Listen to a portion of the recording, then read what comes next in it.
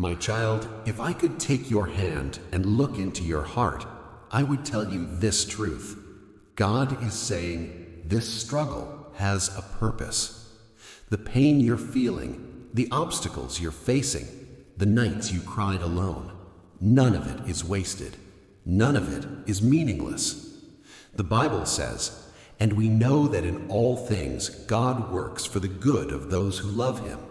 Romans 8:28. Every tear, every setback, every delay is shaping you.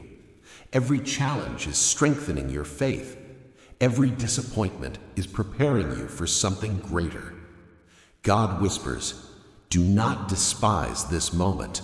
I am building your character. I am preparing your heart. I am using this struggle to create your testimony." So hold on, trust him, keep moving forward. This is not the end, it is the beginning of your breakthrough.